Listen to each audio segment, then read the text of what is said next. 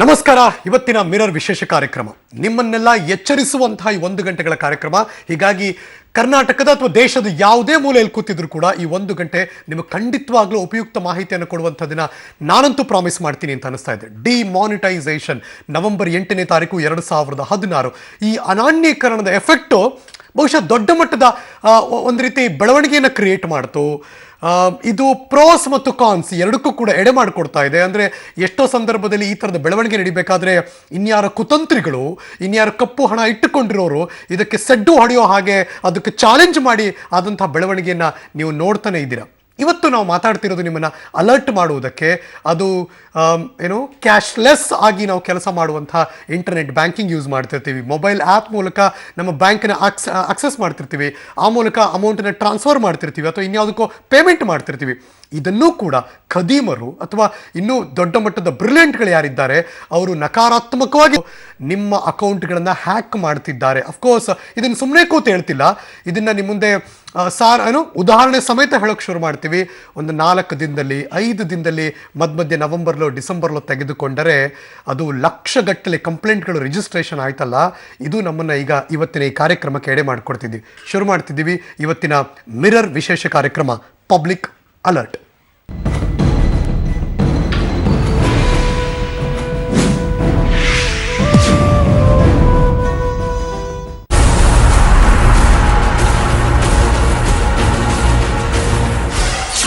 ಅಯ್ಯಯ್ಯೋ, ನಿಮ್ಮ ದುಡ್ಡು ಸೇಫ್ ಅಲ್ಲ, ಸೇಫ್ ಅಲ್ಲ, ಸೇಫ್ ಅಲ್ಲ. ಬ್ಯಾಂಕ್ನಲ್ಲಿರೋ ಹಣ ದೋಚಲಿದೆ ಕಳ್ಳ ಖದೀಮರ ಜಾಲ. ಪ್ರತಿನಿತ್ಯ ಸಾವಿರಾರು ಖಾತೆಗಳ ಕನ್ನಕ್ಕೆ ಟಕ್ಕರ್ ಮಾಸ್ಟರ್ ಪ್ಲಾನ್. ನೋಟು ನಿಷೇಧ ಹಾಗೂ ಬದಲಿ ನೋಟಿನ ವ್ಯವಸ್ಥೆ ಜಾರಿಯಾದ ಬಳಿಕ ಸಾಕಷ್ಟು ಸಮಸ್ಯೆಗಳು ಸರ್ಕಾರದ ಬೆನ್ನೇರಿದೆ. 1,000 ರೂಪಾಯಿ ಮುಖಬೆಲೆಯ ನೋಟು ನಿಷೇಧಿಸಿ 2,000 ಹಾಗೂ 500ರ ಹೊಸ ನೋಟು ಚಲಾವಣೆಗೆ ತಂದ ಸರ್ಕಾರಕ್ಕೆ ಎದುರಾದ ಗಂಡಾಂತರಗಳು ಹಲವಾರು. ಇದಕ್ಕೊಂದು ಸೇರ್ಪಡೆ ಸೈಬರ್ ದಾಳಿ. ಇದೀಗ ಬೆಳಕಿಗೆ ಬಂದಂತೆ ದೇಶದಲ್ಲಿ ಸೈಬರ್ ದಾಳಿ ಪ್ರಕ್ರಿಯೆ ಮೇರೆ ಮೀರಿ ನಡೆಯುತ್ತಿದ್ದು ಹೊಸ ಸವಾಲು ಸರ್ಕಾರಕ್ಕೆ ಎದುರಾಗಿದೆ. ಜೊತೆಗೆ ನಮ್ಮ ಹಣ ಬ್ಯಾಂಕ್ ಅಕೌಂಟ್ನಲ್ಲಿ ಸೇಫ್ ಅಂದುಕೊಂಡವರಿಗೂ ಇದೊಂದು ಆಘಾತಕಾರಿ ವಿಷಯವೇ ಆಗಿದೆ. ನಿಮಗೆ ತಿಳಿಯದಂತೆ ನಿಮ್ಮ ಅಕೌಂಟಿನ ಹಣ ಇದ್ದಕ್ಕಿದ್ದಂತೆ ಮಾಯವಾಗಲಿದೆ. ಈ ಮೂಲಕ ಹೊಸದೊಂದು ಆತಂಕ ಜನರಲ್ಲಿ ಮನೆ ಮಾಡಿದೆ. ಡಿಸೆಂಬರ್ 9ರಿಂದ 12ರ ನಡುವೆ ಭಾರತದ ಅಂತರ್ಜಾಲವನ್ನ ಗುರಿಯಾಗಿಸಿ 80,000 ಸೈಬರ್ ದಾಳಿ ನಡೆದಿರೋ ಆತಂಕಕಾರಿ ವಿಚಾರ ಇದೀಗ ಬಹಿರಂಗವಾಗಿದೆ. ಸರ್ಕಾರ ಈಗಾಗಲೇ ಡಿಜಿಟಲೀಕರಣಕ್ಕೆ ಹೆಚ್ಚಿನ ಒತ್ತು ಕೊಡುತ್ತಿದ್ದು ಈ ಹಿನ್ನೆಲೆಯಲ್ಲಿ ಮಹತ್ತರ ಬೆಳವಣಿಗೆಗಳು ನಡೆಯುತ್ತಿವೆ. ಡಿಜಿಟಲೀಕರಣದಿಂದ ಹಲವಾರು ಅನುಕೂಲಗಳಿರೋದು ನಿಜ, ಆದರೆ ಜೊತೆಗೆ ಸಾಕಷ್ಟು ಅಪಾಯಗಳು ಸೈಬರ್ ದಾಳಿಯಿಂದ ಎದುರಾಗಲಿದೆ. ಭಾರತದ ಮಾಹಿತಿ ಭದ್ರತಾ ವ್ಯವಸ್ಥೆ ಇನ್ನೂ ಎಚ್ಚೆತ್ತುಕೊಂಡಿಲ್ಲ. ಭಾರತದ ಹಣಕಾಸು ವ್ಯವಸ್ಥೆಯೊಳಗಡೆ ನುಸುಳುತ್ತಿರೋ ಸೈಬರ್ ಅಪರಾಧ ಅನ್ನೋ ಭೂತವನ್ನ ಮಟ್ಟ ಹಾಕೋಕೆ ಮಾಹಿತಿ ಭದ್ರತಾ ವ್ಯವಸ್ಥೆ ಇನ್ನಷ್ಟು ಕ್ರಿಯಾಶೀಲವಾಗಬೇಕಾಗಿದೆ. ಇಲ್ಲವಾದಲ್ಲಿ ಅಕೌಂಟ್ನಲ್ಲಿರೋ ಹಣ ಸುರಕ್ಷಿತವಾಗಿಯೇ ಇರಲಿದೆ ಅನ್ನೋದಕ್ಕೆ ಯಾವುದೇ ಗ್ಯಾರಂಟಿ ಇಲ್ಲ. ಸೈಬರ್ ದಾಳಿ ನಡೆದಿದ್ದೆಷ್ಟು? ನವೆಂಬರ್ 28ರವರೆಗೆ 2 ಲಕ್ಷ ಬೆದರಿಕೆ ಹಾಗೂ ಲೋಪದೋಷಗಳು ದಿನವೊಂದಕ್ಕೆ ಕಾಣಿಸಿಕೊಂಡಿತ್ತು. ನವೆಂಬರ್ 22ರಿಂದ 26ರವರೆಗೆ 3,35,000 ಸೈಬರ್ ದಾಳಿ ಭಾರತೀಯ ಜಾಲ ವ್ಯವಸ್ಥೆ ಮೇಲೆ ನಡೆದಿತ್ತು. China, Pakistan, Singapore, America, Russia, Romania, Ukraine, Dubai, Sweden ದೇಶದಿಂದ ಸೈಬರ್ ದಾಳಿ ನಡೆದಿರುವುದು ಬಹಿರಂಗವಾಗಿದೆ. ನೋಟ್ ಬ್ಯಾನ್ ಬಳಿಕ 5 ಲಕ್ಷಕ್ಕೆ ಏರಿಕೆಯಾಗಿತ್ತು ವ್ಯವಸ್ಥೆಯ ದುರ್ಬಳಕೆ. ಡಿಸೆಂಬರ್ ಮೊದಲ ವಾರದಲ್ಲಿ ಪತ್ತೆಯಾದ ಲೋಪದೋಷ 6 ಲಕ್ಷಕ್ಕೆ ಏರಿಕೆಯಾಗಿದೆ.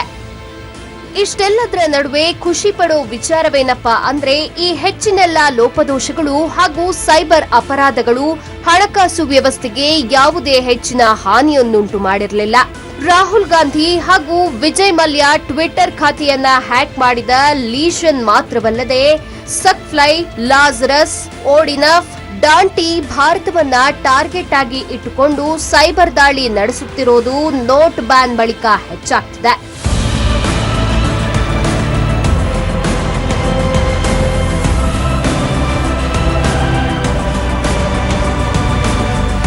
ಸೈಬರ್ ಸೆಕ್ಯೂರಿಟಿ ಕಾನ್ಸ್ಪಿರಸಿ ಲ್ಯಾಬ್ ನೀಡಿರುವ ಮಾಹಿತಿ ಪ್ರಕಾರ ಜಗತ್ತಿನಲ್ಲಿ ಅತಿ ಹೆಚ್ಚು ಮೊಬೈಲ್ ಮಾಲ್ವೇರ್ ನಡೆಯುವ ಮೊದಲ 10 ದೇಶಗಳಲ್ಲಿ ಭಾರತಕ್ಕೆ 7ನೇ ಸ್ಥಾನವನ್ನ ನೀಡಲಾಗಿದೆ. ಟ್ರೋಜನ್ ಅನ್ನೋ ತಂತ್ರಜ್ಞಾನವನ್ನ ಇಟ್ಟುಕೊಂಡು ಮೊಬೈಲ್ ಬ್ಯಾಂಕಿಂಗ್ ವ್ಯವಸ್ಥೆಯನ್ನ ಭೇದಿಸುವ ಹ್ಯಾಕರ್ಗಳು ಖಾತೆದಾರರ ಹಣವನ್ನ ಸುಲಭವಾಗಿ ತಿಳಿಯದಂತೆ ಲಪಟಾಯಿಸುತ್ತಿದೆ. ಹೀಗಾಗಿ ಮೊಬೈಲ್ ಬ್ಯಾಂಕಿಂಗ್ ವ್ಯವಸ್ಥೆಯ ಮೇಲೂ ಕೆಟ್ಟ ದೃಷ್ಟಿ ಬಿದ್ದಿದೆ. ಡಿಜಿಟಲೀಕರಣ ವ್ಯವಸ್ಥೆ ಹೆಚ್ಚೆಚ್ಚು ಜಾರಿಗೆ ಬಂದಂತೆ ಹ್ಯಾಕರ್ಗಳ ಕಡಿವಾಣಕ್ಕೆ ಸೂಕ್ತ ವ್ಯವಸ್ಥೆ ಮಾಡದೇ ಇದ್ದಲ್ಲಿ ದಿನ ಬೆಳಗಾಗ್ತಿದ್ದಂತೆ ಸಾಮಾನ್ಯ ಜನ ಸಾಲಗಾರರು ಆಗಬಹುದು, ದಿವಾಳಿಯೂ ಆಗಬಹುದು.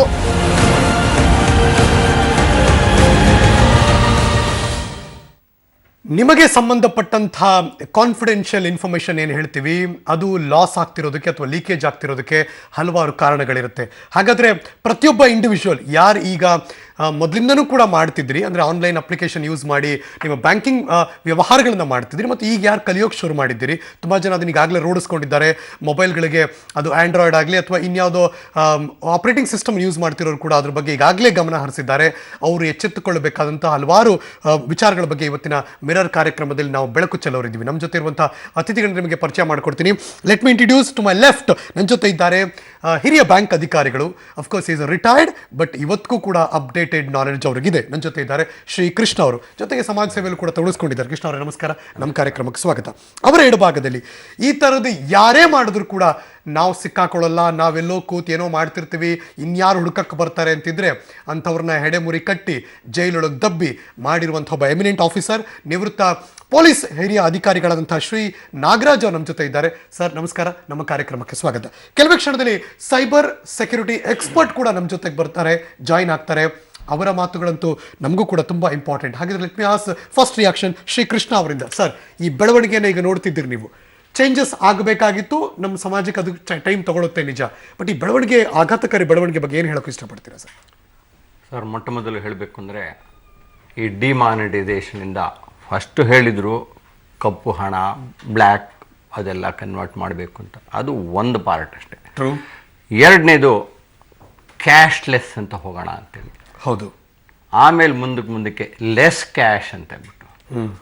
ಸೊ ಒಂದು ಕ್ಯಾಶ್ಲೆಸ್, ಇನ್ನೊಂದು ಲೆಸ್ ಕ್ಯಾಶ್, ಅದೆರಡರಲ್ಲೂ ಅಂತರ್ಗತ ಅರ್ಥವಿದೆ, ಅಜಗಜಾಂತರ ವ್ಯತ್ಯಾಸ, ಅಜಗಜಾಂತರ ಇದೆ.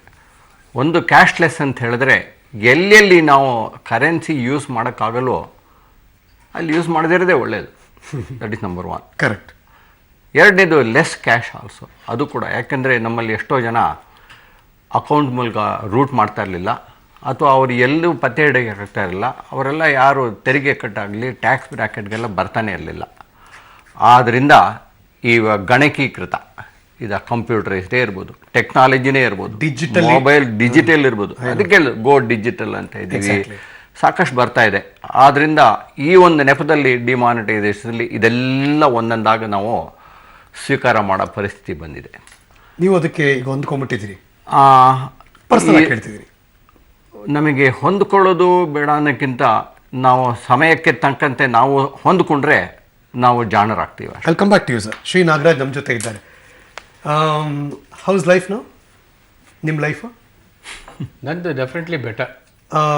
ಯೂಸ್ ಮಾಡಕ್ಕೆ ಶುರು ಮಾಡಿದ್ರಿ ಆರಾಮ? ಇಲ್ಲ, ನಾನು ಶುರು ಮಾಡಿದ್ದೆ ಮೊದಲೇ ಮಾಡಿದ್ದೆ. ಕಾರಣ ಇದ್ರೆ ಇಷ್ಟೇ, ನಾನು ಇದನ್ನ ನೋಡಿದ್ದೆ ಅಷ್ಟೇ ಅಲ್ಲ, ನಮಗೆ ಅದನ್ನ ಪ್ರಾಕ್ಟೀಸಲ್ಲೂ ಕೂಡ ಬಿಟ್ಟಿದ್ರು. ಸೊ ಹಾಗಿದ್ರೆ ನೀವು 2005 ಮೂಲಕ ಬ್ಯಾಂಕಿಂಗ್ ವ್ಯವಹಾರಗಳು ಮತ್ತು ಮೊಬೈಲ್ ಮೂಲಕ ಬ್ಯಾಂಕಿಂಗ್ ವ್ಯವಹಾರಗಳನ್ನು ನೀವು ಮಾಡ್ತಿದ್ವಿ. ಓಕೆ. ಅದನ್ನ ನಾನು ಬೇರೆಯವರಿಗೆ ಕಂಪೇರ್ ಮಾಡಿದ್ರೆ ನನ್ನಂತೆ ಅಂತ ಹೇಳಲಿಕ್ಕೆ ಸಾಧ್ಯ ಇಲ್ಲ. ಸಾಮಾನ್ಯರನ್ನು ನಾವು ನೋಡ್ಬೇಕಾಗತ್ತೆ. ಅವರಿಗೆ ಈ ಒಂದು ಜ್ಞಾನ ಮುಟ್ಟಿದೆಯಾ ಇಲ್ವಾ, ಮುಟ್ಟಿದ್ರು ಕೂಡ ಅವರು ಎಷ್ಟರ ಮಟ್ಟಿಗೆ ಪರಿಣಿತರು, ಎಷ್ಟರ ಮಟ್ಟಿಗೆ ಸಮಂಜಸವಾಗಿ ಅದನ್ನ ಕಾರ್ಯರೂಪಕ್ಕೆ ತರ್ಬೋದು, ಮತ್ತೆ ಕಾರ್ಯರೂಪಕ್ಕೆ ತಂದು ಅನುಕೂಲ ಪಡಿಬಹುದು ಅನ್ನೋದನ್ನು ನೋಡಿದ್ರೆ ನಿಜ ಇದು ಅಜಗಜಾಂತರ ವ್ಯತ್ಯಾಸ ಇದೆ.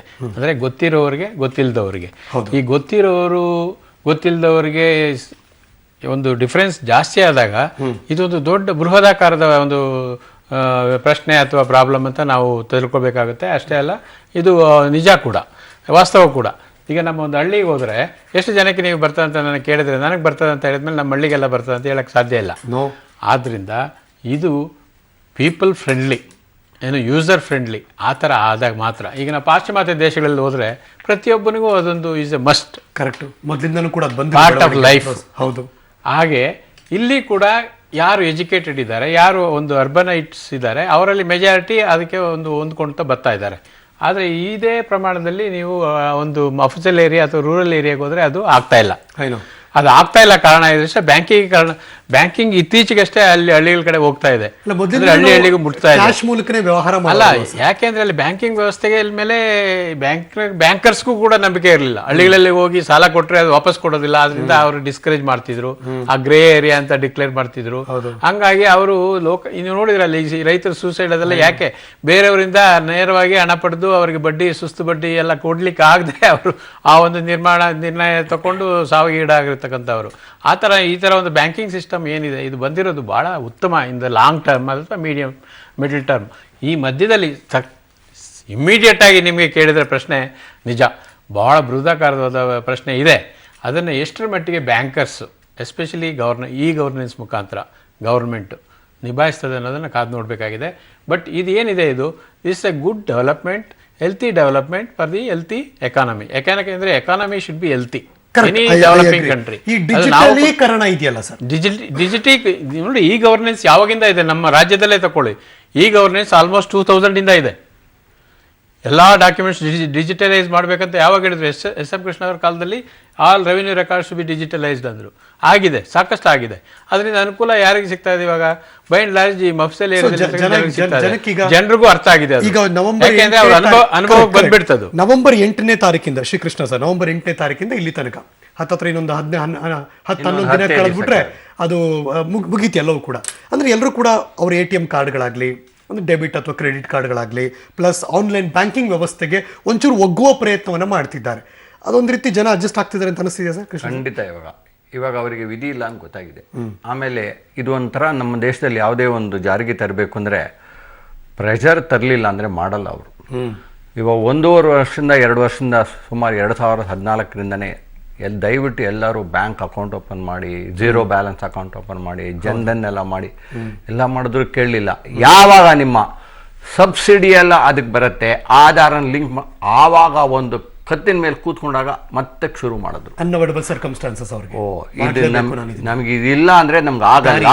ಯಾಕಂದರೆ ರೈತ ಆಗಲಿ, ಬೇರೆ ಯಾವುದೇ ಒಂದು ರೆಸಿಡೆನ್ಷಿಯಲ್ ಯಾವುದೇ ಒಂದು ಹೋಮ್ ಕೀಪರ್ ಇರಲಿ, ಸಬ್ಸಿಡಿನೋ ಗ್ಯಾಸಿಂದು ಏನೋ ಒಂದು ಬರುತ್ತೆ, ನಿಮ್ಮ ಅಕೌಂಟ್ಗೆ ಹಾಕ್ತೀವಿ, ಬೇರೆ ಥರ ಯಾವುದು ರಿಯಾಯಿತಿ ಕೊಡಲ್ಲ ಅನ್ನೋವಾಗ ತಾನಾಗೇ ಬೆಳವಣಿಗೆ ಶುರು ಆಯಿತು. ಇವಾಗ ಗೊತ್ತಾಗ್ತಾ ಇದೆ, ಇವಾಗ ಕ್ಯಾಶ್ ಇನ್ ಟ್ರಾನ್ಸಾಕ್ಷನ್ ಆಗಲ್ಲ ಅಂತ ಹೇಳಿದಾಗ ಇನ್ನು ನಮಗೆ ವಿಧಿ ಇಲ್ಲ, ಅಕೌಂಟ್ ಓಪನ್ ಮಾಡಬೇಕು, ನನ್ನ ಪಾಡಿಗೆ ನಾನು ATM ಕಾರ್ಡ್ ತೊಗೊಳ್ಳೇಬೇಕು. ನಾನು ಅದಲ್ಲಿ ಎಲ್ಲಿ ಹೋದರೂ ಕೂಡ ಇವಾಗ ಕಸ್ಟಮರ್ ಆಫ್ ಎ ಬ್ಯಾಂಕ್ ಅನ್ನು ಬ್ರಾಂಚ್ ಅನ್ನೋಕ್ಕಿಂತ ಕಸ್ಟಮರ್ ಆಫ್ ಎ ಬ್ಯಾಂಕ್ ಅನ್ನೋದು ತಾನಾಗಿ ಗೊತ್ತಾಗಿದೆ. ಬೀಯಿಂಗ್ ಎ ಬ್ಯಾಂಕ್ ಎಂಪ್ಲಾಯ್ ಅಥವಾ ಅಧಿಕಾರಿಯಾಗಿ ನೀವು, I just want to ask you sir, ಈ ಬೆಳವಣಿಗೆ ಬ್ಯಾಂಕಿಂಗ್ ವ್ಯವಸ್ಥೆ ಇನ್ನೂ ಸುಸೂತ್ರವಾಗಿ ಮುಂದಕ್ಕೆ ಹೋಗಿ ಆರಾಮ್ ಅನ್ಸುತ್ತಾ? ಇನ್ನು ಮುಂದಕ್ಕೆ ಫ್ರೀ ಅನ್ಸುತ್ತಾ? ಇನ್ನು ಮುಂದಕ್ಕೆ ಒಳ್ಳೇದಾಗತ್ತೆ. ನಿಮಗೆ ಗೊತ್ತಿರಂಗೆ ಸಾಕಷ್ಟು ಇವಾಗ ಪ್ರಜೆಗಳಿಗೆ ಅನಿಸಿಕೆ ಬಂದಿದೆ, ಬ್ಯಾಂಕಿಗೆ ಸಿಕ್ಕಾಪಟ್ಟೆ ಪ್ರೆಷರ್ ಇದೆ ವರ್ಕ್ ಮಾಡೋಕ್ಕೆ ಅಂತ. ಯಾವಾಗ ಇದು ಒಂದು 10 ದಿವಸ ಮುಗೀತು ಅಂದರೆ ಒಂದು ಹಂತಕ್ಕೆ ಸ್ಟ್ರೀಮ್ಲೈನ್ ಆಗುತ್ತೆ. ಆವಾಗಲೂ ಕೂಡ ಹೇಳಿದ್ದಾರೆ, ಮತ್ತೊಮ್ಮೆ ಯಾರ್ಯಾರು KYC ಕಂಪ್ಲೇಂಟ್ಸ್ ಕೊಟ್ಟಿಲ್ಲ ದಯವಿಟ್ಟು ಮಾಡಿ ಅಂತ ಹೇಳ್ತಾರೆ.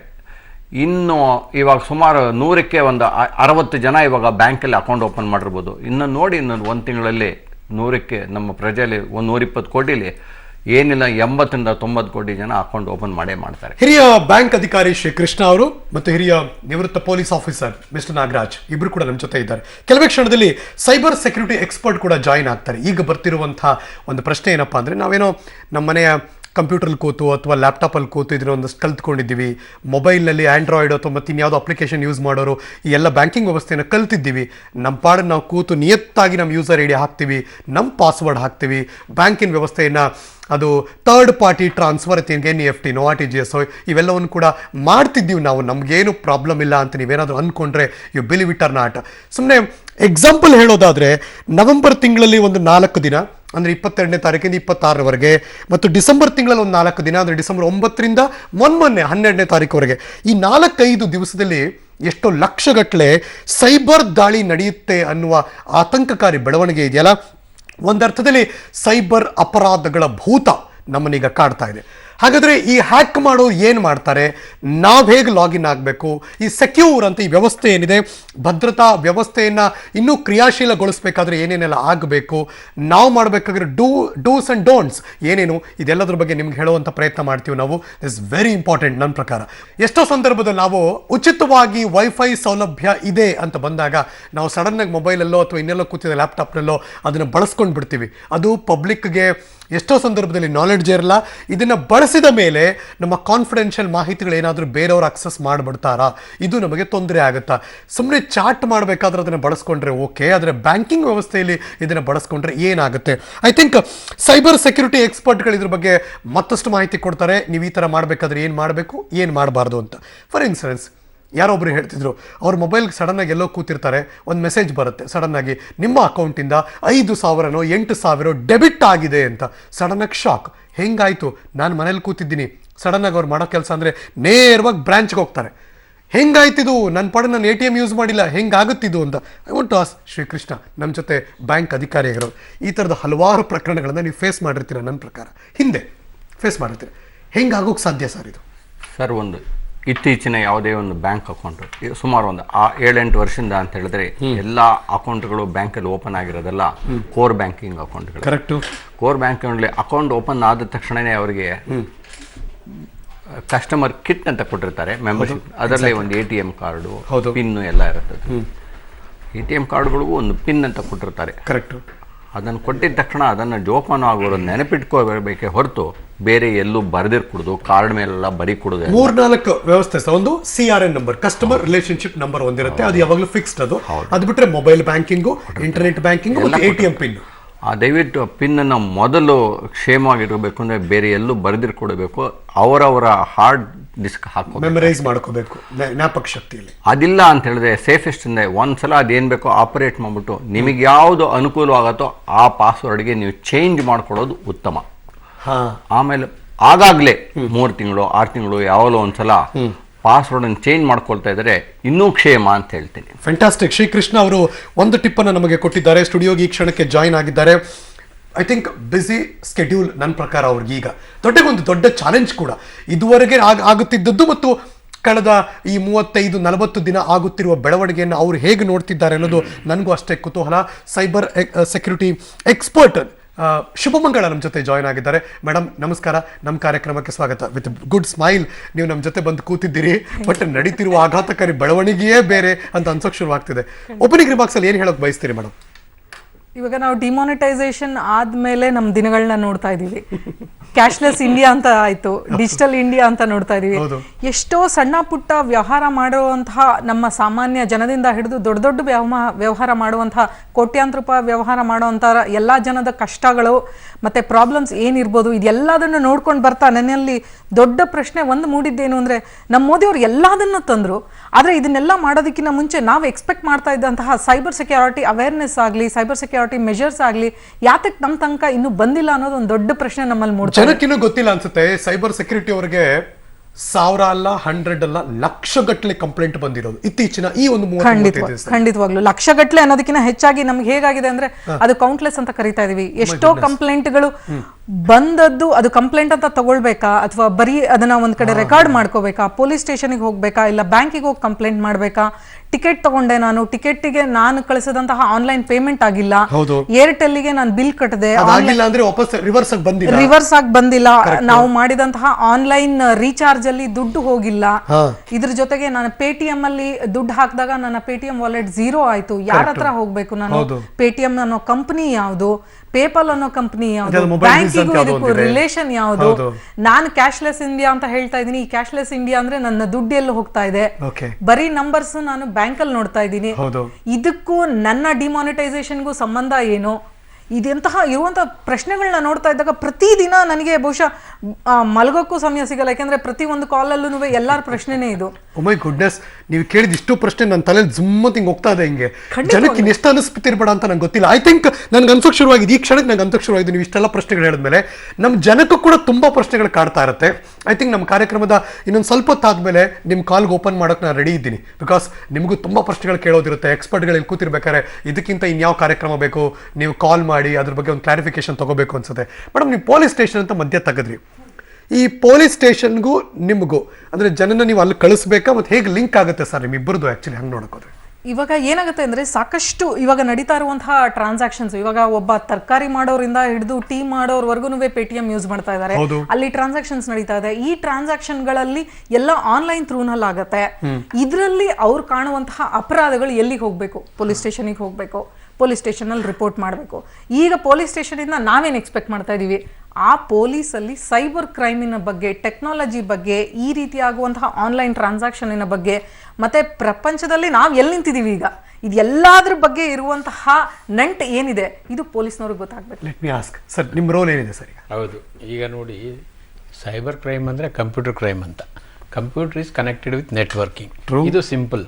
ಇಷ್ಟು ನೆಟ್ವರ್ಕಿಂಗ್ ಲ್ಯಾಂಗ್ವೇಜ್, ಈ ಒಂದು ಪ್ರೋಗ್ರಾಮಿಂಗ್ ಅಥವಾ ಇನ್ನೊಂದು ಅಲ್ಲಿ ಏನು ಆಪರೇಟಿಂಗ್ ಸಿಸ್ಟಮ್ ಇರುತ್ತೆ ಅದರ ಲ್ಯಾಂಗ್ವೇಜ್ ಇದೆಯಲ್ಲ, is altogether A different education.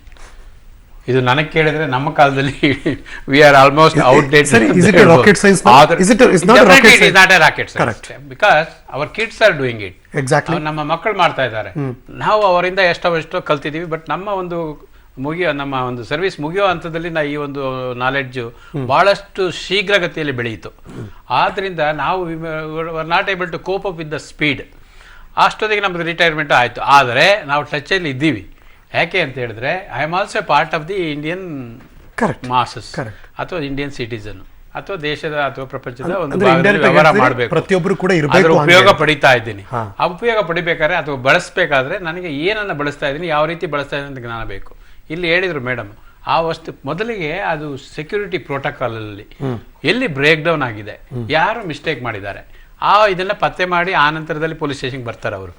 ಆ ಬರ್ಬೇಕಾದ್ರೆ ಆ ಸೆಕ್ಯೂರಿಟಿ ಪ್ರೋಟೋಕಾಲ್ ಇದೆ, ಯಾವುದು ಬ್ಯಾಂಕ್ದು ರೆಸ್ಪಾನ್ಸಿಬಿಲಿಟಿ ಇದೆ. ಹೌದು, ನಾನು ಗ್ರಾಹಕ ಇದ್ರೆ ನನಗೂ ಕೂಡ ಎಚ್ಚರಿಸ್ತಾರೆ, don't give this number, that number and all that, and don't get tempted with the information ಮೆಸೇಜ್ಗಳು all these things.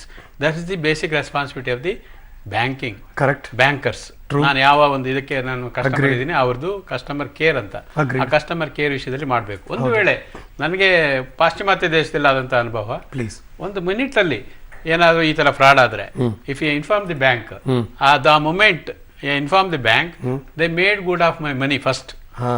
ನನಗೆ 10 ರೂಪಾಯಿ ಹೋಗಿದೆಯೋ, 100 ರೂಪಾಯಿ ಹೋಗಿದೆಯೋ, 1000 ರೂಪಾಯಿ ಹೋಗಿದೆಯೋ, 1,00,000 ರೂಪಾಯಿ ಹೋಗಿದೆಯೋ, first they recoup my money, then they start investigation. Utmost important ಇದು ಸೇಫ್ಟಿ ಆಫ್ ದಿ ಗ್ರಾಹಕರ್ಸ್. ಯಾರು ಡಿಪಾಸಿಟರ್ ಇರ್ತಾರೆ ಅಥವಾ ನಿಮ್ಮ ಕಸ್ಟಮರ್ ಇರ್ತಾನೆ, ಆ ಒಂದು ದುಡ್ಡು ಅದು ರೆಸ್ಪಾನ್ಸಿಬಿಲಿಟಿ ಬ್ಯಾಂಕರ್ ಮೇಲೆ. ಬ್ಯಾಂಕರ್ ಮೇಲೆ ಆ ರೆಸ್ಪಾನ್ಸಿಬಿಲಿಟಿ ಹಾಕಿದ್ರೆ ಆಟೋಮೆಟಿಕ್ ಆಗಿ the security system that is in existence. ನನ್ನ ಪ್ರಶ್ನೆ ಏನ್ ಗೊತ್ತಾ sir, they go for air tight security. ಇಲ್ಲ ಅಂದ್ರೆ ಪ್ರತಿಯೊಬ್ಬರು insider only commit so many mistakes. ಈ ಪ್ರಶ್ನೆ ಬಂದಿರೋದು ಏನ್ ಗೊತ್ತಾ ಸರ್, ಇನ್ಸೈಡರ್ ಓನ್ಲಿ ಅರ್ಥ ಆಯ್ತು ನೀವು ಹೇಳಿದಂಗೆ. ಯಾರೋ ನನ್ನ ಫ್ರೆಂಡ್ ಅಂತ ಇಟ್ಕೊಳ್ಳಿ ನಿಮಗೆ ಬ್ಯಾಂಕರ್ಗೆ, ಏನ್ ನೋಡಪ್ಪ ನಿಮ್ ಬ್ಯಾಂಕ್ ಡೇಟಾ ಬೇಕು ಸ್ವಲ್ಪ ಕೊಡಪ್ಪ. ಎಸ್, ನೋ, ಪ್ರಶ್ನೆ ಬಂದಿರೋದು ಏನ್ ಗೊತ್ತಾ madam, sufficient for me to hack. ನಾನು ಇಂಟರ್ನೆಟ್ ಬ್ಯಾಂಕಿಂಗ್ ಅಲ್ಲಿ ತುಂಬಾ ಚೆನ್ನಾಗಿ ಯೂಸ್ ಮಾಡ್ತೀನಿ, ಯೂಸರ್ ಫ್ರೆಂಡ್ಲಿ ಇದ್ದೀನಿ. ಮೊಬೈಲ್ ಬ್ಯಾಂಕಿಂಗ್ ಯೂಸ್ ಮಾಡ್ತಿದ್ದೀನಿ ಆರಾಮಾಗಿ ಕೂಡ. ನನಗೆ OTP ಬರುತ್ತೆ, ಒನ್ ಟೈಮ್ ಪಾಸ್ವರ್ಡ್ ಬರುತ್ತೆ, CRN ನಂಬರ್ ಇದೆ, ಪಾಸ್ವರ್ಡ್ ಇದೆ, ಎಲ್ಲ ಇದೆ, ಎಲ್ಲ ಕೂತು ನಾನು ನೀಟಾಗಿ ಮಾಡ್ತಿದ್ದೀನಿ.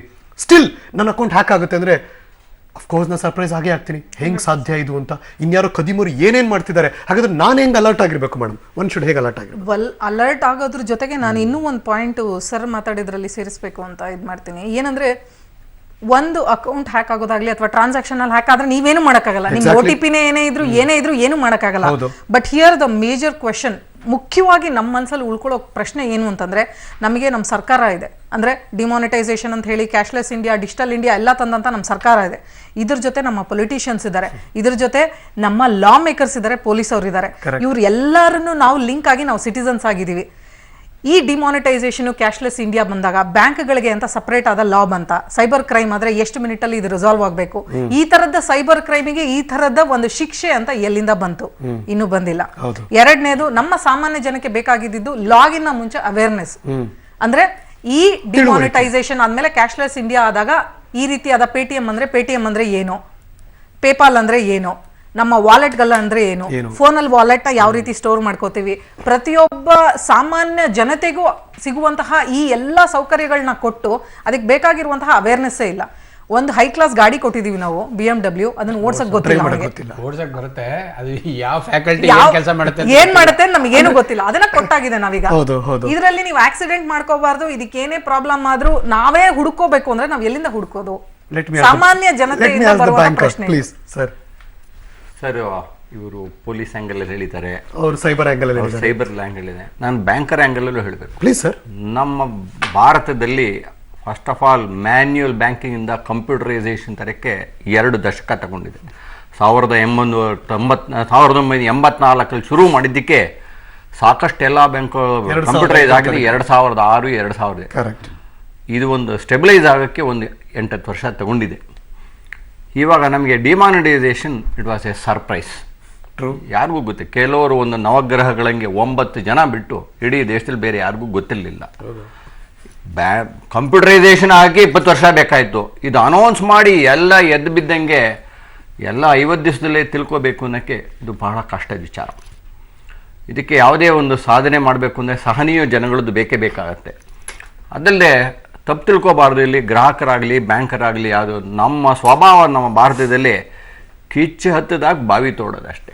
ಫಸ್ಟ್ ಬೆಂಕಿ ಬಿದ್ದಬೇಕು, ಆಮೇಲೆ ಫೈರ್ ಇಂಜನ್ ಎಲ್ಲ ಇದೆ. ಮುಂಚೆನೇ ಫೈರ್ ಇಂಜನ್ ಬೇಕು ಅನ್ನೋದು ಇಲ್ಲ. ಸೊ ಇದು ಮುಂಚೆನೇ ಏನಾದ್ರು ತಯಾರಿ ತಗೊಂಡು ಇಂಥದ್ದೆಲ್ಲ ಎಜುಕೇಷನ್ ಎಲ್ಲ ಮಾಡಿ ಬರೀ ಜನ್ಧನ್ ಒಂದೇ ಆಯಿತು bank account.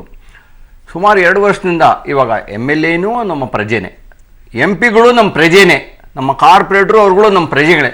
First ಅಂಥವ್ರಿಗೆಲ್ಲ computer literacy ಮಾಡಿ, ಹಿಂಗೆ ಒಂದು ಪ್ಲಾಸ್ಟಿಕ್ ಮನಿ ಆಗಲಿ ಅಥವಾ ಆಲ್ಟರ್ನೇಟ್ ಬ್ಯಾಂಕಿಂಗ್ ಆಗಲಿ ಆಲ್ಟರ್ನೇಟ್ ಚಾನಲ್ಸಲ್ಲಿ ಇದೆಲ್ಲ ಎಜುಕೇಷನ್ನು ಮಾಡಿದರೆ ಇಷ್ಟು ನಾವು ಥರ ಕ್ರೈಮ್ಗಳೆಲ್ಲ ಆಗೋದೆಲ್ಲ ಕಮ್ಮಿ ಆಗ್ತಾ ಇತ್ತು ಅಂತ ನನ್ನ ಭಾವನೆ ಇದೆ. ಇದನ್ನ ರಿಸಾಲ್ವ್ ಮಾಡ್ಬೇಕಾದ್ರೆ ಏನ್ ಮಾಡಬೇಕು? ತುಂಬಾ ತಿಳಿದಿರೋ ಮಂದಿ ನಾವು ಎಲ್ಲೋ ಒಂದ್ ಕಡೆ ಹೋಟೆಲಲ್ಲೋ ಅಥವಾ ಇನ್ನೆಲ್ಲೋ ಬಸ್ ಸ್ಟ್ಯಾಂಡಲ್ಲೋ ಅಥವಾ ರೈಲ್ವೆ ಸ್ಟೇಷನಲ್ಲೋ ಅಥವಾ ಇನ್ನೆಲ್ಲೋ ಕೂತಿರ್ಬೇಕಾದ್ರೆ ಉಚಿತವಾಗಿ ವೈಫೈ ದೊರೆಯುತ್ತದೆ, ಇದು ಪಾಸ್ವರ್ಡ್ ಅಂತ ಹಾಕಿದ ತಕ್ಷಣ ನಾವೇನ್ ಮಾಡ್ತೀವಿ, ನಮ್ಮ ಮೊಬೈಲಲ್ಲಿ ಆ್ಯಡ್ ಮಾಡಿ ಆ ಪಾಸ್ವರ್ಡ್ ಹಾಕ್ಕೊಂಡು ಇಂಟರ್ನೆಟ್ ಸಿಕ್ತಪ್ಪ, ನನ್ನ ಮೊಬೈಲ್ ಡೇಟಾ ಖರ್ಚಾಗಲ್ಲ, ಆರಾಮಾಗಿ ಏನು ಬೇಕಾದ್ರೆ ಮಾಡ್ಬೋದು ಅಂತ ನಾವು ಯಾವಾಗಲೂ ಅಂದ್ಕೊಂಡ್ಬಿಡ್ತೀವಿ.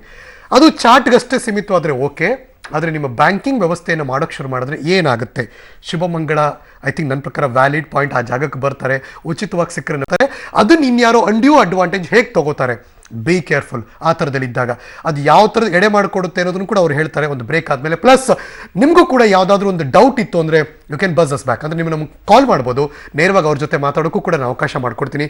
ಒಂದು ಅರ್ಥದಲ್ಲಿ ಸೈಬರ್ ಸೆಕ್ಯೂರಿಟಿ ಲ್ಯಾಬಿಂದ ಬಂದಿರುವಂತಹ ಸುದ್ದಿ ಇದು, ನಾವು ಸುಮ್ಮನೆ ಹೇಳ್ತಿರೋದಲ್ಲ. ಪ್ರಪಂಚದ 7ನೇ ಸ್ಥಾನದಲ್ಲಿ ನಮ್ಮ ಭಾರತ ಇದೆ ಮೊಬೈಲ್ ಮಾಲ್ವೇರ್, ಅಂದರೆ ನಿಮ್ಮ ಪರ್ಸನಲ್ ಡಿಜಿಟಲ್ ಅಸಿಸ್ಟೆಂಟ್ ಅದೇನಾಗಿದೆ ಅಂದರೆ ಹೊರಗಡೆ ಭಾಗದಲ್ಲಿ ವೈರ್ಲೆಸ್ ಎನೇಬಲ್ ಆಗಿರುತ್ತೆ, ನೀವು ಅದನ್ನು ಉಪಯೋಗಿಸ್ತಿರ್ತೀರ. ಆ ಮೂಲಕ ನಮ್ಮ ಭಾರತ 7ನೇ ಸ್ಥಾನ. ಅಂದರೆ ಹಂಗೆ ಖುಷಿ ಪಟ್ಕೋಬೇಕೇನೋ ಗೊತ್ತಿಲ್ಲ, ಬಟ್ ಸ್ಟಿಲ್ ಅದು ಲಕ್ಷಗಟ್ಟಲೆ ಕಂಪ್ಲೇಂಟ್ಸ್ಗಳು ಬಂದಿರೋದಂತೂ ನಿಜ. I want to ask Shrimati Shubhamangala madam, ಎಲ್ಲೋ ಒಂದು ಕಡೆ ಫ್ರೀ ಸಿಕ್ತಪ್ಪ ನನಗೆ, ನನ್ನ ಮೊಬೈಲ್ ಡೇಟಾ ಬಿಟ್ಟು ಅದನ್ನು ಆಕ್ಸೆಸ್ ಮಾಡಿ ನನ್ನ ಪಾಡಿ ನಾನೆಲ್ಲ ಕೆಲಸ ಮಾಡ್ತಿದ್ದೀನಿ, ನಂದೇ ಪಾಸ್ವರ್ಡು, ನಂದೇ ಯೂಸರ್ ID, ನಂದೇ ಫೋನು, ಆದ್ರೆ ಡೇಟಾ ನಂದಲ್ಲ, ಏನಾಗುತ್ತೆ ಪ್ಲೀಸ್? ನಾನು ಅದನ್ನೇ ಹೇಳಿದ್ದು, ಏನ್ ಮಾಡಬೇಕು ಏನ್ ಮಾಡಬಾರ್ದು ಅಂತ ಸಂದರ್ಭ. ಫೋನ್ ನಿಮ್ದು, ಪಾಸ್ವರ್ಡ್ ನಿಮ್ದು, ಅದರಲ್ಲಿರೋ ಎಲ್ಲ ಇನ್ಫಾರ್ಮೇಶನ್ ನಿಮ್ದೆ, ಎಕ್ಸಾಕ್ಟ್ಲಿ. ವೈಫೈ ನಿಮ್ದಲ್ಲ, ಹಾಗೆ ಹ್ಯಾಕರ್ಗಳು ನಿಮ್ಮೋರಲ್ಲ. Very important thing. ನಾನು ಯಾವಾಗಲೂ ಒಂದು ಮಂತ್ರ ಹೇಳ್ತಾ ಇರ್ತೀನಿ, ಆನ್ಲೈನು ಸೈಬರ್ ಸ್ಪೇಸು ಅಂತ ಬಂದಾಗ there is nothing called free meal. ಒಂದು ಆ್ಯಪನ್ನು ಫ್ರೀಯಾಗಿ ನಿಮಗೆ ಡೌನ್ಲೋಡ್ ಮಾಡಕ್ಕೆ ಕೊಡ್ತಿದ್ದಾರೆ ಅಂದರೆ ಲೆಟ್ ಮಿ ಟೆಲ್ ಯು, ಅವರ ಅಜೆಂಡಾನೇ ನಿಮ್ಮ ಡೇಟಾ ತಗೊಳ್ಳೋದಕ್ಕೆ. ಎರಡನೇದು, ನೀವುಗಳು ಆ್ಯಪ್ ಡೌನ್ಲೋಡ್ ಮಾಡಬೇಕಾದ್ರೆ ಪ್ರತಿಯೊಬ್ಬರು ಒಂದು ಪ್ರಶ್ನೆ ದಯವಿಟ್ಟು ಕೇಳ್ಕೊಳ್ಳಿ, ಆ ಆ್ಯಪ್ನ ಡಿಸ್ಕ್ಲೈಮರ್ ಏನಿರುತ್ತೆ ಅದನ್ನು ಯಾವತ್ತಾದರೂ ಓದಿದ್ದೀರಾ?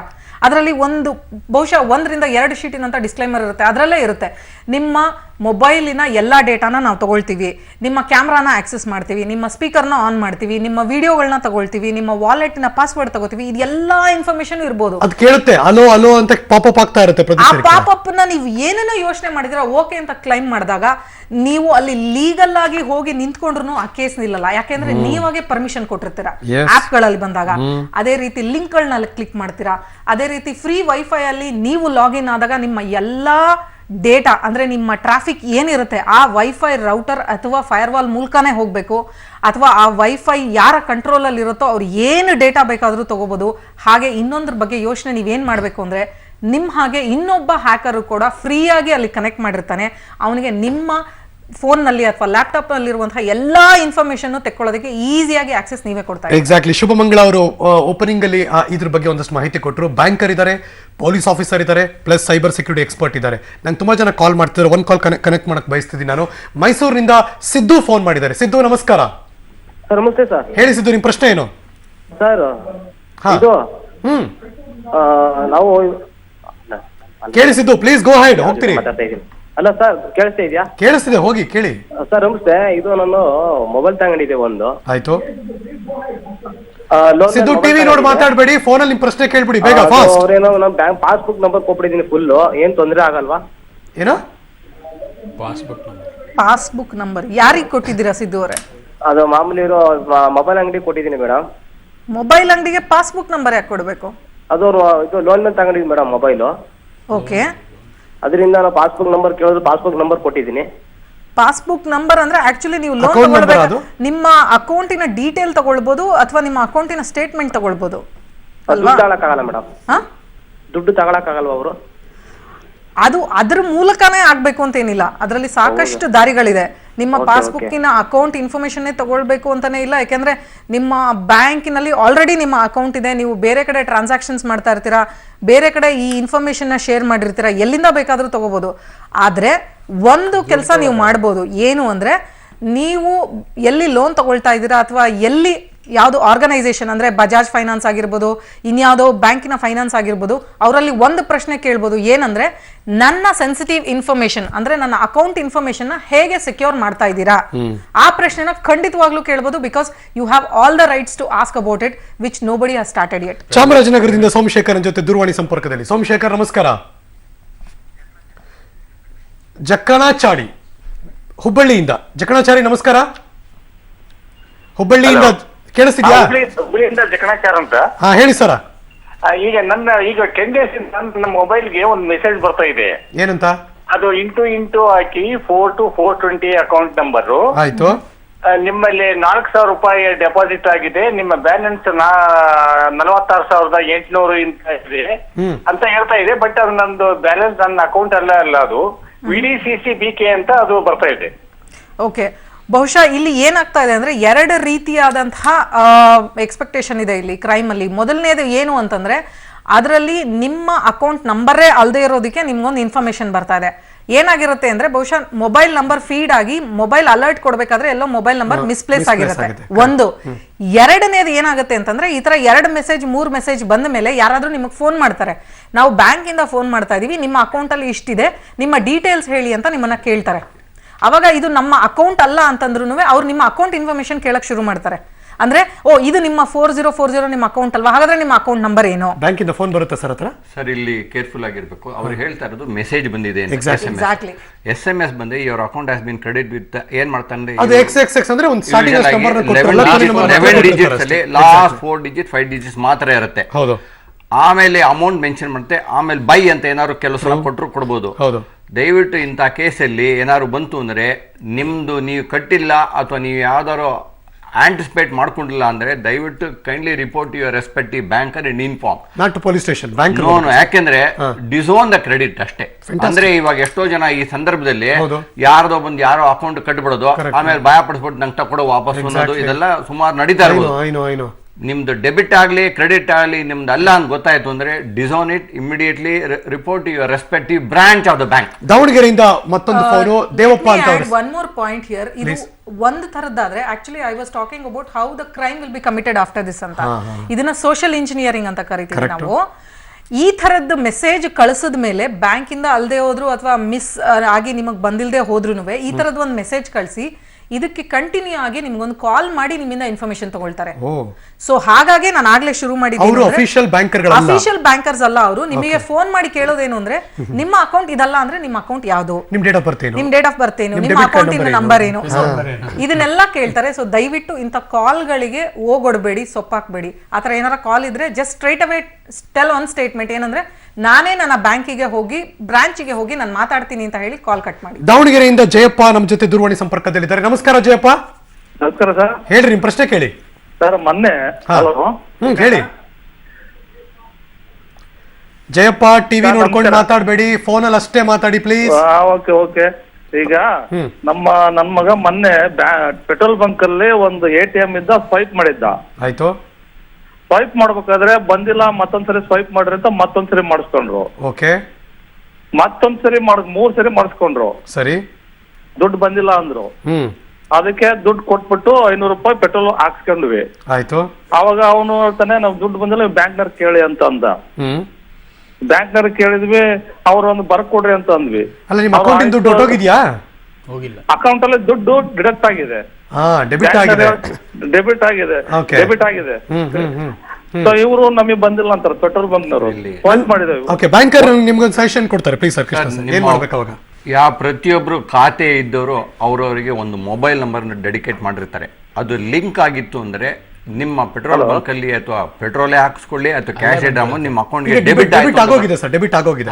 ಇಲ್ಲ, ಮೊಬೈಲ್ ಅಲ್ಲೇ ಬರತ್ತೆ. ಅಲ್ಲ, ಈಗ ಅವ್ರು ಡೆಬಿಟ್ ಆಗಿದೆ, ಬ್ಯಾಂಕ್ ಚೆಕ್ ಮಾಡಿದ್ರೆ ಡೆಬಿಟ್ ಆಗಿದೆ. ಈಗ ಅವ್ರು ಏನ್ ಮಾಡ್ಬೇಕು ಅಂತ ಕೇಳ್ತಿದ್ದಾರೆ. ಇಲ್ಲ, ಮೆಸೇಜ್ ಬಂದಿದೆ ಸರ್. 3 ಸರಿ ಸ್ವೈಪ್ ಮಾಡಿದಾರೆ ಸರ್, ದುಡ್ಡು ಹೊಟ್ಟೋಗ್ಬಿಟ್ಟಿದೆ ಆಲ್ರೆಡಿ. ಅವ್ನು ಬಂದಿಲ್ಲ ಅಂತ ಹೇಳಿದ್ರೆ ಮಾಡಿರ್ಬೋದು, ಮೆಸೇಜ್ ಬರ್ಲಿಲ್ಲ ಅಂತ ಹೇಳಿ ಅವ್ರು ಹೇಳ್ತಿರೋದು ಅಕೌಂಟ್ ಡೆಬಿಟ್ ಆಗೋಗಿದೆ ಸರ್ ಅಂತ ಹೇಳ್ತಿದ್ದಾರೆ. ಅಕೌಂಟ್ ಡೆಬಿಟ್ ಆಗೋಗಿದೆ. ಈಗ ಅವ್ರು ಹೇಳಿದ್ರೆ ದುಡ್ಡು ಬಂದಿಲ್ಲ ಅಂತ 500 ರೂಪಾಯಿ ಎಕ್ಸ್ಟ್ರಾ ಬೇರೆ ಕೊಟ್ಬಿಟ್ಟಿದ್ದಾರೆ ಇವರು. ಸೊ 2,000 ರೂಪಾಯಿ ಕೊಟ್ಟಂಗಾಯ್ತು, ಬಟ್ 500 ರೂಪಾಯಿ ಅಷ್ಟೇ ಪೆಟ್ರೋಲ್ ಹಾಕ್ಸಿರೋದು. ಇನ್ನು 1,500 ರೂಪಾಯಿ ಹೆಂಗ್ ತಗೊಳ್ಳೋದು ಅಂತ ಕೇಳ್ತಿದ್ದಾರೆ. ಅಂತ ಕಡೆ ಅಂದ್ರೆ ಖಂಡಿತ ಬ್ಯಾಂಕಿಗೆ ಹೋಗಿ ಕಂಪ್ಲೇಂಟ್ ಮಾಡಬೇಕು. ಆಮೇಲೆ ಡೆಬಿಟ್ ಆಗಿತ್ತು ಅಂದ್ರೆ ಮೆಸೇಜ್ ಬಂದೇ ಬರುತ್ತೆ. ಇವರು ಮೆಸೇಜ್ ಬಂದಿಲ್ಲ, ಬರೀ ಅವರು ಹೇಳಿದ ಮಾತಿಗೆ ನಂಬ್ಕೋಕೂಡ್ದು. ದಯವಿಟ್ಟು ಆಮೇಲೆ ಸ್ಲಿಪ್ ಬಂದೇ ಬರುತ್ತೆ. ಯಾವುದೇ ಒಂದು ಟ್ರಾನ್ಸಾಕ್ಷನ್ ಥ್ರೂ ಆಯ್ತು ಅಂದ್ರೆ ಆ ಮೆಷಿನ್ ಇಂದ ಒಂದು ಪ್ರಿಂಟ್ಔಟ್ ಬರುತ್ತೆ. ಪ್ರಿಂಟ್ಔಟ್ ಬರಲಿಲ್ಲ ಅಂದ್ರೆ ಅದು ಆಗಿಲ್ಲ ಅಂತ ಅರ್ಥ. ಸಾಮಾನ್ಯವಾಗಿ ಹತ್ರ ಸ್ವೈಪ್ ಮಾಡಿದಾಗ ಏನು swiping machine EDC electronic data capture machine ಏನಿದೆ, ಅದರಿಂದ ಬರುವ ಅಕ್ನಾಲೆಜ್ಮೆಂಟ್ ನ ದಯವಿಟ್ಟು ಇಟ್ಕೊಳ್ಳುವಂತ ಪ್ರಯತ್ನ ಮಾಡಿ. ಟಿಲ್ ಅದು ನಿಮ್ಮ ಪಾಸ್ಬುಕ್ ಅಲ್ಲಿ ಅಥವಾ ನಿಮ್ಮ ಟ್ರಾನ್ಸಾಕ್ಷನ್ ರಿಫ್ಲೆಕ್ಟ್ ಆಗೋ ತನಕ ಅದನ್ನ ಕೇರ್ಫುಲ್ ಆಗಿ ಇಟ್ಕೋಬೇಕಾದ್ರು ಪ್ರತಿಯೊಬ್ಬರ ಕರ್ತವ್ಯ ಕೂಡ. ಅದು ಪೇನ್ ಸ್ಲಿಪ್ ಆಗಿರಲಿ ಅಥವಾ ಆನ್ಲೈನ್ ಪೇಮೆಂಟ್ ಯಾವುದೇ ಆಗಿರಲಿ ಕೂಡ. Always go back and check for a statement. ಒಂದು ಸ್ಟೇಟ್ಮೆಂಟ್ ತಗೊಳ್ಬೇಕಾಗತ್ತೆ. ಇವರು ಪೆಟ್ರೋಲ್ ಪಂಪ್ನವ್ರು ಏನಾದ್ರು ನಮಗೆ ಆಗಿಲ್ಲ ಟ್ರಾನ್ಸಾಕ್ಷನ್ ಅಂತ ಹೇಳಿ ಇವರಲ್ಲಿ ಡೆಬಿಟ್ ಆಗಿದ್ರೆ ಖಂಡಿತವಾಗ್ಲೂ ಸ್ಟೇಟ್ಮೆಂಟ್ ಅಲ್ಲಿ ಎರಡೂ ಕಡೆಯಿಂದ ಸ್ಟೇಟ್ಮೆಂಟ್ ಚೆಕ್ ಮಾಡಬೇಕು. ಫ್ಯಾಂಟಾಸ್ಟಿಕ್. ನಮ್ಮ ಚರ್ಚೆಯನ್ನು ಮುಂದುವರಿಸ್ತೀನಿ. ಇನ್ನೊಂದು ನಿಮ್ಮನ್ನ ಎಚ್ಚರಿಸುವಂತಹ ಇವತ್ತಿನ ನಮ್ಮ ಕಾರ್ಯಕ್ರಮ ಪಬ್ಲಿಕ್ ಅಲರ್ಟ್ ವಿಶೇಷ ಕಾರ್ಯಕ್ರಮಕ್ಕೆ ಸ್ವಾಗತ. Banker, police officer plus cyber security expert ನಮ್ಮ ಜೊತೆ ಇದ್ದಾರೆ. ತುಂಬಾ ಕಾಲ್ಸ್ ಗಳು ಬರ್ತಾ ಇದೆ. ರವಿಕುಮಾರ್ ಅಂತ ದಾವಣಗೆರೆಯಿಂದ ಫೋನ್ ಮಾಡಿದ್ದಾರೆ. ಲೆಟ್ಸ್ ಟೇಕ್ ಎ ಕಾಲ್. ರವಿಕುಮಾರ್ ನಮಸ್ಕಾರ. ಸರ್ ನಮಸ್ತೆ. ಹೇಳಿ, ನಿಮ್ ಪ್ರಶ್ನೆ ಕೇಳಿ ರವಿಕುಮಾರ್. ಸರ್, ಈಗ ಮೊನ್ನೆ ನಮ್ಮ ಫ್ರೆಂಡಿಗೆ ಮೊಬೈಲ್ ಅಮೌಂಟ್ ಹಾಕಿದ್ದಾರೆ. ಓಕೆ. 24,000 ಅಮೌಂಟ್ ಹಾಕಿದ್ದಾರೆ. ಆದ್ರೆ ಆ ಅಮೌಂಟ್ ಬ್ಯಾಲೆನ್ಸ್ ಫೋನ್ ಬಂದು ನಿಮಗೆ ಒಂದ್ಸರ್ ನಿಮ್ಗೆ ಬ್ಯಾಂಕಿಂದ ನಾವು ಕಾಲ್ ಮಾಡ್ತಾ ಇದೀವಿ, ನಿಮ್ಮ ಪಿನ್ ನಂಬರ್ ಚೇಂಜ್ ಆಗಿದೆ ಅಂತ ಹೇಳಿ ಹೇಳಿದ್ದಾರೆ. ಆದ್ರೆ ಅಂತ ಹೇಳಿ ಅವ್ರು ಫೋನ್ ಮಾಡಿ ಒಂದು OTP ಬಂದಿದೆ. ಅವರಿಗೆ OTP ಬಂತು. ಓಕೆ. OTP ಬಂದಿದೆ. ಅವ್ರ ಅಮೌಂಟ್ ಬ್ಯಾಲೆನ್ಸ್ ಡಿಡಕ್ಷನ್ ಆಗಿದೆ. ಆ ರೀತಿ ಆಗಿದೆ ಸರ್. ಅದರಿಂದ ಅವ್ರ ಅಮೌಂಟ್ ಕೂಡ ಡಿಡಕ್ಷನ್ ಆಗಿದೆ. ಏನ್ ಮಾಡಕ್ ಸರ್ ಅದಕ್ಕೆ? ಸರ್, ಪದೇ ಪದೇ ಬ್ಯಾಂಕ್ಗಳಿಂದ ಎಲ್ಲ ಆಗಾಗಲೇ ಮೆಸೇಜ್ಗಳು ಎಲ್ಲರ ಗ್ರಾಹಕರಿಗೆ ಹೋಗುತ್ತೆ. ನಾವು ಈ ಥರ ಯಾರನ್ನು ಫೋನ್ ಮಾಡಿ ನಿಮ್ಮ ಪಾಸ್ವರ್ಡು ಅದು ಇದು ಪಿನ್ ಎಲ್ಲ ಕೇಳಲ್ಲ. ಈ ಥರ ಯಾರಾದರೂ ಕೇಳೋದು ದಯವಿಟ್ಟು ಆನ್ಸರ್ ಮಾಡಬೇಡಿ ಅಂತ ಸೂಚನೆ ಕೊಟ್ಟು ವಾರ್ನಿಂಗ್ ಎಲ್ಲ ಆಗಾಗಲೇ ನಡೀತಾ ಇದೆ. ದಯವಿಟ್ಟು ಇಂಥದ್ದೆಲ್ಲ ಬಂದರೆ ಇಂಥದ್ದೆಲ್ಲ ಆನ್ಸರ್ ಮಾಡೋದು ಕ್ಷೇಮ ಅಲ್ಲ. ನಿಮ್ಮ ಮೊಬೈಲ್ಗೂ ಬರ್ತಿರುತ್ತೆ ಈ ಥರದ್ದೆಲ್ಲ, ಎಲ್ಲಾರು ಮೊಬೈಲ್ಗೂ ಬರುತ್ತೆ. ಅದಕ್ಕೆ ಹೇಳಿದೆ ನಾನು, ಕಸ್ಟಮರ್ ಕೇರ್ ಇದೆಯಲ್ಲ, ದಟ್ ಇಸ್ ದ ಅಸ್ಟ್ ಇಂಪಾರ್ಟೆನ್ಸ್ ಆಫ್ ದಿ ಬ್ಯಾಂಕ್. ಏನ್ ಮಾಡ್ತಾರೆ ಸರ್ ನಿಮ್ಮನ್ನ ಅಟ್ರಾಕ್ಟ್ ಮಾಡಕ್ಕೆ? ಏನ್ ಮಾಡ್ತಾರೆ ಸರ್ ಮೆಸೇಜ್ ಮೂಲಕ? Lucrative messages. ಎಕ್ಸಾಕ್ಟ್ಲಿ. ಏನು ಇಮಿಡಿಯೇಟ್ ಆಗಿ ನೋಡಿ ನಿಮ್ಗೆ ಇಷ್ಟೊಂದು ಇದು ಬಂದಿದೆ ಎಲ್ಲ. ಒಂದು ಅರ್ಜೆಂಟ್ ಟ್ರಾನ್ಸಾಕ್ಷನ್ ನಿಮ್ಮದು ಪೆಂಡಿಂಗ್ ಇದೆಯಲ್ಲ, ಲೋನ್ ಅಮೌಂಟ್ ಯಾವುದೋ ಇನ್ನೊಂದು ಮತ್ತೊಂದು ಅದು ಕ್ಲಿಯರ್ ಆಗಬೇಕಾಗಿದೆ. ಈಗ ನಮ್ಮ ಇದರಲ್ಲಿ ನಮ್ಗೆ ಏನಂದರೆ, ಒಂದು how did he come to know about my number? See, it is the data leakage. Correct. ಆ ಡೇಟಾ ಲೀಕೇಜಿಂದ ನಾವೇನು ಮೋಸ್ಟ್ ಆಫ್ ದ ನಾನು ಇರ್ಬೋದು, ಸಿಟ್ಲ್ ಅಲರ್ಟ್ ಇರ್ಬೋದು, but most of the people ಅಲ್ಲಿ ಈಸಿಯಾಗಿ ಅವರಿಗೆ ವಿಕ್ಟಿಮ್ ಆಗೋದು ಹೇಗೆ ಅಂದರೆ, ನನ್ನ ನಂಬರೇ ಗೊತ್ತಿದೆ, ಇವ್ರಿಗೆ ಮಾತಾಡಿದ್ದಾರೆ ಮತ್ತು ಅಕೌಂಟ್ ನಂಬರ್ ಎಲ್ಲ ಹೇಳ್ತಾ ಇದಾರಲ್ಲ, ಹೇಗೆ ಹೇಳ್ತಿದ್ದಾರೆ ಅಂತ. ಅದು that is based on the data which has been stolen. ಇದ್ರ ಮೇಲೆ especially ladies, house keepers, ladies, ನೀವು ಹೇಳಿದ್ರಲ್ಲ ಮಗು, ಆ ಥರದವರು ನಂಬಿಡ್ತಾರೆ, ಇಮಿಡಿಯೇಟ್ ಆಗಿ ಪಾಸ್ ಆನ್ ಮಾಡ್ಬಿಡ್ತಾರೆ. ಇದು ಆಗ್ಬಾರ್ದು. ಯಾರೇ ಕೇಳಲಿ, ಯಾವುದೇ ಸಂದರ್ಭದಲ್ಲಿ ಕೇಳಲಿ, ಮಾಹಿತಿಯನ್ನ ನಿಮಗೆ ನೇರವಾಗಿ ಫೋನಲ್ಲಿ ಕೇಳೋದೇ ಇಲ್ಲ. ಅದನ್ನ ಕಾಶನ್ ಮಾಡ್ತಾ ಇರ್ತಾರೆ. Warning is A mandatory on the part of the bankers. ಅದನ್ನ ಮಾಡ್ಲಿಲ್ಲ ಅಂದ್ರೆ ಅವ್ರ ಮೇಲೆ ತಪ್ಪು ಹೊರಿಸಬಹುದು. ಮಾಡಿನೂ ಈ ತರ ಆಗ್ತಾ ಇದ್ರೆ ನೀವು ನೋಡಿ, ಯಾವುದೇ ಬ್ಯಾಂಕರ್ ಆದ್ರೆ ಎಷ್ಟೇ ಅಕೌಂಟ್ ಇದ್ರು. ಸರ್, ಬಾಗಲಕೋಟೆಯಿಂದ ಮಹಾಂತೇಶ್ ದೂರವಾಣಿ ಸಂಪರ್ಕದಲ್ಲಿ. ಮಹಾಂತೇಶ್ ನಮಸ್ಕಾರ ರೀ. ನಮಸ್ಕಾರ ಸರ್. ಕೇಳ್ರಿ ಸರ್ ನಿಮ್ ಪ್ರಶ್ನೆ. ಫಸ್ಟ್ ನಿಮ್ಮ ಮೀಡಿಯಾದವರಿಗೆ ನಾವು ತುಂಬಾ ಸಂತೋಷ ಹೇಳ್ತೀವಿ ಸರ್. ಇಂತ ಅಭಿಪ್ರಾಯಗಳನ್ನ ಎಲ್ಲ ಹೇಳ್ತಿದ್ದಾರೆ. ಹಾ ಬಟ್ ಜನ ಅದನ್ನ ಸದುಪಯೋಗ ಪಡ್ಕೋಬೇಕು ಸರ್. ಹಾ ಹಾ ಹಾ. ಜನಕ್ಕೆ ಇದು ಅರ್ಥ ಆಗಲ್ವಾ ಅಂತ? ಅರ್ಥ ಆಗಿದೆ ಸರ್. ನಾನು ಇನ್ನೇನೋ ಜಸ್ಟ್ ನೋಡಿ ಕ್ಯಾರಿ ನಿಮ್ ವೆರಿ ಗುಡ್. ಏನಾದ್ರು ಪ್ರಶ್ನೆ ಕೇಳೋದಿದೆಯಾ ಮಹಾಂತೇಶ್? ನೋಡ್ ಸರ್, ಸೀಕ್ರೆಟ್ ನಂಬರ್ ಬ್ಯಾಂಕ್ ಅಧಿಕಾರಿಗಳು ನಮ್ಗೆ ಹೇಳ್ತಾರೆ ಸರ್. ಸೀಕ್ರೆಟ್ ನಿಮ್ ನಂಬರ್ ಗುಪ್ತವಾಗಿ ಇಟ್ಕೋಬೇಕು, ನೀವ್ ಎಲ್ಲಿ ಬೇಕಲ್ಲಿ ಬರೀದು ಅಲ್ಲಿ ಕಾರ್ಡ್ ಮ್ಯಾಗ ಬರೀದು ಅಲ್ಲಿ ಹೇಳ್ತಾರೆ ಸೀಕ್ರೆಟ್ ಅವ್ರು. ಹೌದು. ಆ ಪ್ರಕಾರ ನಾವು ಅದನ್ನ ರೂಲ್ ಫಾಲೋ ಮಾಡ್ಬೇಕು ಸರ್. ಯಾರಿಗೋ ಕಾರ್ಡ್ ಕೊಟ್ಬಿಟ್ಟು ಎಲ್ಲೋ ಒಂದ್ 2,000 ತಕೊಂಬ ಸೀಕ್ರೆಟ್ ನಂಬರ್ ಕೊಟ್ಟ ಅದು ಆ ತರನಾಗಿ ಬೇರೆ ಕಡೆ ಹೋಗೋ ಚಾನ್ಸಸ್ ಇದೆ. ಬಟ್ ಈ ತರನಾಗಿ ನಮ್ಮಲ್ಲಿ ಹುಡುಗರು ಈ ತರನಾಗಿ ಮಾಡಿದ್ದಾರೆ. ಈಗ ನಾವ್ ಯಾರಿಗೋ ಕಾರ್ಡ್ ಕೊಟ್ಟಿರ್ತೀವಿ, ನಾವ್ ಹೇಳಕ್ 2,000 ಜನಕ್ಕೆ ಮಹಾಂತೇಶ್ ಜನಕ್ಕೆ ಇದೆಲ್ಲ ಅರ್ಥ ಆಗಿದೆ, ಅವರೆಲ್ಲ ರೂಢಿಸ್ಕೊತಾ ಇದ್ದಾರೆ ಅಂತ ಅನ್ಸುತ್ತಾ? ಪಕ್ಕ ಸರ್ 100% ಇದ್ರೆ ನೀವು ಹೇಳಕ್ 100% ಸತ್ಯ ಸರ್. ನಾನು ಇದನ್ನ ತಿಳ್ಕೊಂಡ್ಬಿಟ್ಟು ನಿಮ್ದು ಕಾರ್ಯಕ್ರಮ ನೋಡಿ ತುಂಬಾ ಸಂತೋಷ ಆಯ್ತು ಸರ್. ನಿಮ್ ಕೂಡ ನಾನು ಮಾತಾಡಿದ್ದು ತುಂಬಾ ಸಂತೋಷ ಸರ್. ನನಗೆ ಫ್ಯಾಂಟಾಸ್ಟಿಕ್ ಮಾಹಿತಿ ಕೊಡ್ತಾರಲ್ಲ, ಈ ತರನಾಗಿ ಜನರಿಗೆ ಮೋಸ ಹೋಗ್ಬಾರ್ದು ಅಂತ, ಅದೊಂದು ನನಗೆ ತುಂಬಾ ಸಂತೋಷ ಸರ್. Thank you Mahantesh. ಬಹುಶಃ ಅದಷ್ಟೇ ನಮ್ಮ ಕಾರ್ಯಕ್ರಮದ ಉದ್ದೇಶ. ನಿಮ್ಗೆ ಅದು ಗಮನಕ್ಕೆ ಬಂದು ನೀವು ಇನ್ನಷ್ಟು ಎಚ್ಚೆತ್ಕೊಂಡ್ರೆ ಅಷ್ಟೇ ನಾವು ಕೂಡ ವಿ ಫೀಲ್ ಗುಡ್. ಒಂದೊಳ್ಳೆ ಕಾರ್ಯಕ್ರಮ ನಡೆಸ್ಕೊಟ್ಟು ಮತ್ತು ಒಂದೇ ಒಳ್ಳೆ ಕಾರ್ಯಕ್ರಮ ಜನಕ್ಕೆ ಗೊತ್ತಾಯಿತು ಅಂತ ನಾನು ಕೂಡ ಫೀಲ್ ಮಾಡ್ತೀನಿ. ಶುಭಮಂಗಳ ಮೇಡಮ್. ಜನರಿಗೆ ಅವ್ರಿಗೆ ಗೊತ್ತಿದ್ದೋ ಗೊತ್ತಿಲ್ಲದೇನೆ ಎಷ್ಟೋ ಸಂದರ್ಭದಲ್ಲಿ ಅವ್ರ ಮೊಬೈಲ್ ನಂಬರ್ ಕೊಟ್ಬಿಡೋದು, ಅಥವಾ ಅವರು ತಾಯಿ ಹೆಸರು ಕೊಟ್ಬಿಡೋದು, ಅಥವಾ ಡೇಟ್ ಆಫ್ ಬರ್ತ್ ಕೊಟ್ಬಿಡೋದು, ಇನ್ನೆಲ್ಲೋ ಲಕ್ಕಿ ಡಿಪಲ್ ಏನೋ ಬರೆಯೋದು, ಇದೆಲ್ಲ ಬೇರೆ ಬೇರೆ ಥರ ಹೇಗೆ ಅವ್ರನ್ನ ಕ್ರಾಸ್ ಆಗ್ತಿರುತ್ತೆ ಅಂತ ಅವ್ರಿಗೆ ಗೊತ್ತೇ ಇರಲ್ಲ. ಏನು ಮಾಡಬೇಕು ಈ ಥರ ಸಂದರ್ಭದಲ್ಲಿ ಜನ ಯಾವಾಗಲೂ ಕೂಡ ಕ್ವಶನ್ ರೈಸ್ ಮಾಡಬೇಕು. ಬಹಳ ಮುಖ್ಯವಾಗಿ ನಾನು ಆಗ್ಲೇ ಹೇಳ್ದಂಗೆ ಮನಸ್ಸಲ್ಲಿ ಇಟ್ಕೋಬೇಕಾಗಿರೋದು ಏನು ಅಂದ್ರೆ, ನಾವು ಇವಾಗ ಸಾಮಾನ್ಯ ಪ್ರಪಂಚದಲ್ಲಿ ಹೇಗಿರ್ತಾ ಇದ್ವೋ ಅದೇ ರೀತಿ ವರ್ಚುವಲ್ ಪ್ರಪಂಚಕ್ಕೆ ಕಾಲಿಟ್ಟಾಗೋಗಿದೆ. ಅದನ್ನ ಮನಸ್ಸಿನಲ್ಲಿ ಯಾವಾಗಲೂ ಇಟ್ಕೋಬೇಕು. ಯಾವುದೇ ರೀತಿಯಾದಂತಹ ಇನ್ಫಾರ್ಮೇಷನ್ ಅಂದರೆ ನಮ್ಮ ಸೆನ್ಸಿಟಿವ್ ಇನ್ಫಾರ್ಮೇಷನ್, ನಮ್ಮ ಡೇಟ್ ಆಫ್ ಬರ್ತು, ನಮ್ಮ ಫೋನ್ ನಂಬರು, ನಮ್ಮ ಅಕೌಂಟ್ ನಂಬರು, ನಮ್ಮ ಮಕ್ಕಳ ಡೇಟ್ ಆಫ್ ಬರ್ತು, ಅವರ ಅಕೌಂಟ್ ನಂಬರು, ಅಥವಾ ಯಜಮಾನ್ರದೋ, ಹೆಂಡ್ತಿದೋ, ತಂದೆದೋ, ತಾಯಿದೋ, ಯಾರ್ದನ್ನೇ ಎಲ್ಲಾದರೂ ಬರಿಬೇಕಾದ್ರೆ ಯಾರಿಗೆ ಬರಿತಾ ಇದೀವಿ, ಯಾಕೆ ಬರಿತಾ ಇದೀವಿ, ಮೊದಲನೇ ಪ್ರಶ್ನೆ. ಎರಡನೇದು, ಆನ್ಲೈನಲ್ಲಿ ಸಾಮಾನ್ಯವಾಗಿ ಸಿಗುವಂಥ ಅಪ್ಲಿಕೇಶನಲ್ಲಿ ಏನು ಅಂದರೆ, ನಿಮ್ಮ ಹೆಸರು, date of birth, email address ಕೊಡಿ, you will get an access. ಆ ಥರದ ವೆಬ್ಸೈಟ್ಸ್ ಇದ್ದಾಗ ದಯವಿಟ್ಟು 100 ಸಲ ಯೋಚನೆ ಮಾಡಿ. ಮೂರನೇದು, ನಾವು ಕೊಡುವಂತಹ ಇನ್ಫಾರ್ಮೇಷನ್ ಅಂದರೆ, ನಾವು ಸಾಮಾನ್ಯವಾಗಿ ಇನ್ಫಾರ್ಮೇಷನ್ ಕೊಡೋದು ಎಲ್ಲಿ? ಆಸ್ಪತ್ರೆಯಲ್ಲಿ, ಬ್ಯಾಂಕಲ್ಲಿ, ಮತ್ತು ನಮ್ಮ ಏರ್ಟೆಲ್ಲು ಅಥವಾ ವೋಡಾಫೋನು ಯಾವುದನ್ನ ಫೋನಿನ ಕನೆಕ್ಷನ್ಗಳಲ್ಲಿ, ಬೇರೆ ಯಾವುದಾದ್ರೂ ನಮ್ಮ ಅಕೌಂಟ್ ಇನ್ಫಾರ್ಮೇಷನ್ಗಳು ಆ ಥರದ್ದು ಕೊಡಬೇಕಾದ್ರೆ ಅವ್ರನ್ನ ನಾವು ಕೇಳಬೇಕಾಗಿರೋ ಮೊದಲನೇ ಪ್ರಶ್ನೆ ಏನು ಅಂದರೆ, ನನ್ನ ಇನ್ಫಾರ್ಮೇಷನ್ ಹೇಗೆ ಸೆಕ್ಯೂರ್ ಆಗಿರುತ್ತೆ. ಏಕೆಂದರೆ ಒಬ್ಬ ಮನುಷ್ಯನ ಇನ್ಫಾರ್ಮೇಷನ್, ಸೆನ್ಸಿಟಿವ್ ಇನ್ಫಾರ್ಮೇಷನ್ನು ಇಲ್ಲಿ ಲೈಸೆನ್ಸ್ ತಗೊಳ್ಬೇಕಾದ್ರೆ, ಅಥವಾ ಬ್ಯಾಂಕ್ ಅಕೌಂಟ್ ಓಪನ್ ಮಾಡಬೇಕಾದ್ರೆ, ಅಥವಾ ಇನ್ನೆಲ್ಲೋ ಫೋನ್ ಕನೆಕ್ಷನ್ ತಗೋಬೇಕಾದ್ರೆ 15ರಿಂದ 18 ವರ್ಷ ಕಾಯ್ತೀವಿ ನಾವು. ಆದರೆ ಆಸ್ಪತ್ರೆಯಲ್ಲಿ ಹುಟ್ಟಿದ್ದ ದಿನದಿಂದಾನೇ ಸಿಗುತ್ತೆ.